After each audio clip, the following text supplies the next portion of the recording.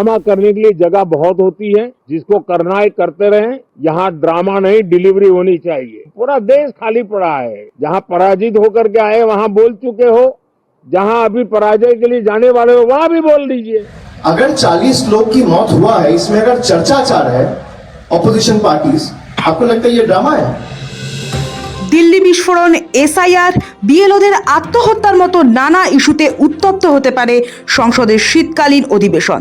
তাই সংসদের অন্দরে পরিস্থিতি উত্তাল হওয়ার আগেই রণংদেহী মূর্তি ধারণ করেন প্রধানমন্ত্রী স্বয়ং। প্রথামাফিক ভাষণ দিতে এসে শটান বিরোধীদের আক্রমণ করে বসেন। সাফ জানিয়ে দেন, যারা নাটক করতে চায় করতেই পারে, কিন্তু এটা নাটকের জায়গা নয়, কাজের জায়গা। এখানে স্লোগান নয়, নীতির প্রতি জোর দিতে হবে। ड्रामा करने के लिए जगह बहुत होती है, जिसको करना है करते रहें।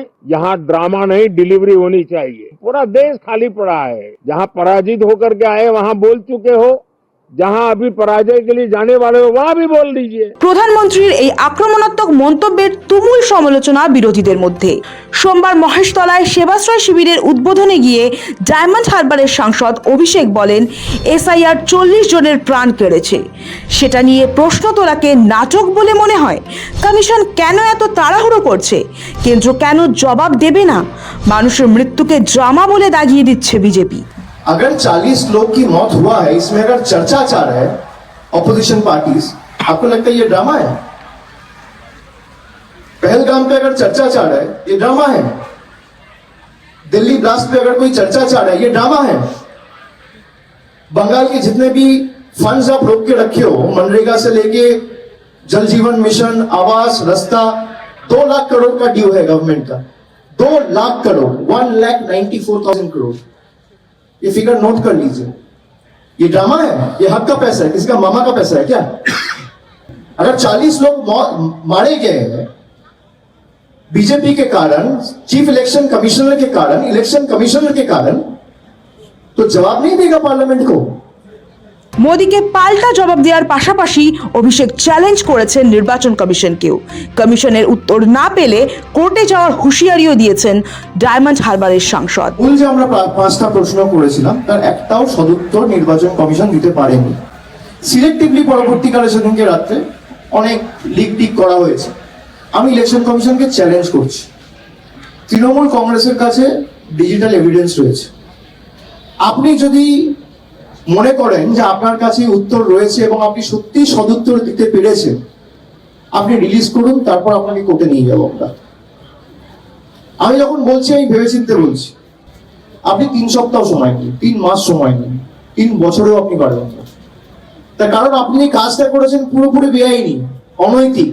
গত শুক্রবারই এসআইআর নিয়ে দিল্লিতে দেশের মুখ্য নির্বাচন কমিশনার জ্ঞানেশ কুমারের সঙ্গে দেখা করেছিল তৃণমূলের প্রতিনিধি দল। সেদিন তৃণমূলের তরফে কমিশনের কাছে 5টি প্রশ্ন রাখা হয়েছিল। 72 ঘন্টা পরেও কমিশন যার জবাব দেয়নি বলে সাংবাদিক বৈঠক থেকে সুর চড়ান তৃণমূলের সর্বভারতীয় সাধারণ সম্পাদক অভিষেক বন্দ্যোপাধ্যায়। কেন্দ্র এবং নির্বাচন কমিশন এক বন্ধনীতে রেখে অভিষেক বলেন, বুথ স্তরে সংগঠন নেই। বিজেপি ভাবছে এসআইআর এর মাধ্যমে কমিশনের ঘাড়ে ভর দিয়ে বাংলা দখল করবে। এক প্রকার চ্যালেঞ্জের সুরে অভিষেক বলেন, এসআইআর এর পরও 26 সালের ভোটে বাংলায় তৃণমূলের আসন এবং ভোট সংখ্যা দুটোই বাড়বে। আমার বুথে বসানোর লোক নেই, আমার বুথে ইভিএম র্যান্ডামাইজেশনের দিন ইভিএম চেক করার লোক নেই, কাউন্টিং টেবিলে কাউন্টিং এর দিন বসার লোক নেই, আর আমি দায়ী করছি তৃণমূল কংগ্রেস। পঞ্চায়েত ভোট তো নির্বাচন কমিশন। আর আমি তো বলেছি, যারা বলছে যে এসআইআর হলে তৃণমূলকে দেখা যাবে না, তৃণমূলকে পাওয়া যাবে না, আরে তৃণমূলের ভোট শতাংশও বাড়বে, আসন সংখ্যাও বাড়বে। আমি 1 মাস আগে চ্যালেঞ্জ করেছি, বিজেপি নেতারা অ্যাকসেপ্ট করছে না কেন? আপনি অ্যাকসেপ্ট করুন। তৃণমূলের যদি আসন সংখ্যা না বাড়ে, আপনারা যা শাস্তি দেবেন অভিষেক বন্দ্যোপাধ্যায় মেনে নেবে। এখানেই না থেমে মোদী সরকারের উদ্দেশ্যে অভিষেকের চ্যালেঞ্জ, আর সেটা হলে 7 দিনের মধ্যে বাংলার বকেয়া টাকা আপনাকে ছাড়তে হবে। সাহস থাকলে চ্যালেঞ্জ অ্যাকসেপ্ট করুক বিজেপি। আর তৃণমূলের যদি আসন সংখ্যা বাড়ে, আমরা কোনো শাস্তি দেবো না। মাথা নিচু করে ক্ষমা চেয়ে বাংলার 2 লক্ষ কোটি টাকা 7 দিনে বিজেপি নেতাদের ছাড়তে হবে। চ্যালেঞ্জ অ্যাকসেপ্ট করি। অভিষেকের কথায় কমিশনের তাড়াহুড়ো এবং বিজেপি নেতাদের বক্তব্যে তৈরি হওয়া আতঙ্কের পরিবেশের জেরেই একাধিক বিএলও সহ বাংলায় এসআইআর প্রক্রিয়ায় 40 জনের মৃত্যু হয়েছে। বিজেপিকে ফের বাংলা বিরোধী জমিদারের দল সম্বোধন করে অভিষেক তুলে ধরেন বাংলা বঞ্চনার প্রসঙ্গ, টেনে এনেছেন নোটবন্দির প্রসঙ্গ। অভিষেকের সাফ বার্তা, বিগত কয়েকটি নির্বাচনে বাংলার মানুষ দেখেছেন বিজেপির ভাওতা প্রতিশ্রুতি, তাই 21-এর মতো এবারেও ওদের বাংলা দখলের স্বপ্ন অধরাই থাকবে। জাহেদ মিস্ত্রির রিপোর্ট, সময়, কলকাতা।